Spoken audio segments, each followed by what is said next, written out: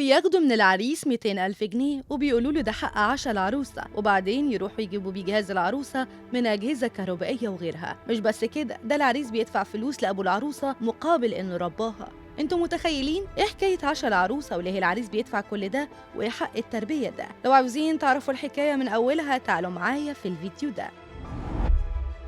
في عادة اسمها عشا العروسة. العادة دي بيدفع فيها العريس فلوس لأبو العروسة علشان يشتري بيها العشاء، الأكل اللي هياكلوه يعني في ليلة الجواز. بس دلوقتي الحكاية ما بقتش فلوس بيتجاب بيها أكل، لا ده في قرى مثبتة عشا العروسة على 200,000 جنيه بياخدوها من العريس ويدوها لأبو العروسة اللي بياخد الفلوس من هنا ويجيب بيها أجهزة كهربائية وجهاز لبنته. وزي ما في قرى بتعمل العشاء 200,000، في تانيين عاملينه ب 150,000 وساعات 100,000. مثلا هتلاقي عندك في قرى ومركز مدينة سوهاج أهل العروسة يشترطوا على العريس إنه يدفع من 30 ل 50,000 جنيه علشان يعمل وجبة عشاء للعروسة. الصراحة ما بتبقاش وجبة العشاء لوحدها، لا دي كمان بتكون جنب وجبة ليلة الزفاف، واللي هي بيكون فيها مخبوزات زي البسكويت والبيتي فور والغريبة والكحكة، ودي اللي بيعملها أهل العروسة ومعروفة باسم خبيز العروسة. كل محافظة بيبقى ليها شروطها وعاداتها في موضوع عشاء العروسة ده، يعني هتلاقي زي ما في محافظة تانية بتشترط إنه يكون العشاء ب50,000 جنيه، في محافظات تانية بتخلي قيمة الأكل كله ب25,000 جنيه بس، وفي ب10 كمان. في أماكن تانية بتقول إن أهل العروسة هم اللي بيتكفلوا بالعشاء بتاعها، وان العريس ما بيجيبش اي حاجه،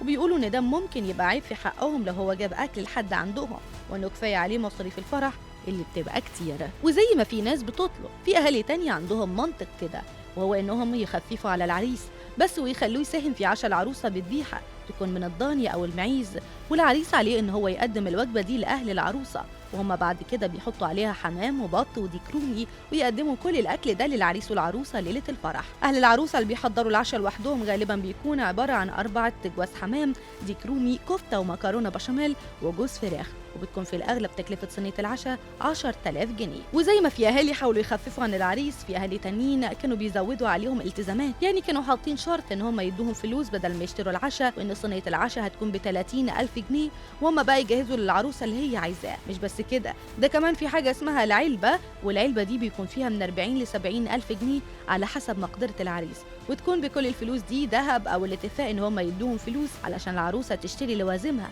ودي بتعتبر هديه من العريس.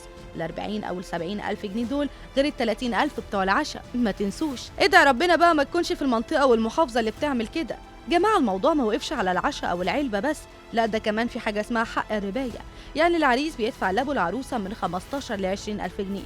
طب يا ترى ده مقابل إيه؟ مش هتصدق اللي هقوله ده، الفلوس دي مقابل ان ابو العروسه رباها تربيه كويسه، ويقولوا ان دي بتعتبر هديه من العريس ملهاش علاقه ولا بالشبكه ولا بالعشاء. ومن اكتر القرى اللي بتعمل الموضوع ده لحد دلوقتي قريه اسمها صوامعه، وكمان قرى ونجوع قريبه منها. في النهايه عشاء العروسه عاده بتتعمل لحد دلوقتي، ناس محدده 200,000 وناس بتقول كفايه 25 وناس اكتفت ب10، ناس قالت ان العريس هو اللي يعمل ده وناس تانية قالت لا نخفف عنه واهل العروسه يعملوا العشاء، ناس تانية قالت لا هو اصلا المفروض ده الموضوع يبقى بالنص، يعني نشوف العشاء هيتكلف كام والعريس يدفع النص والعروسه تدفع النص. قولوا لي بقى انت سمعتوا عن العشاء بتاع العروسه قبل كده؟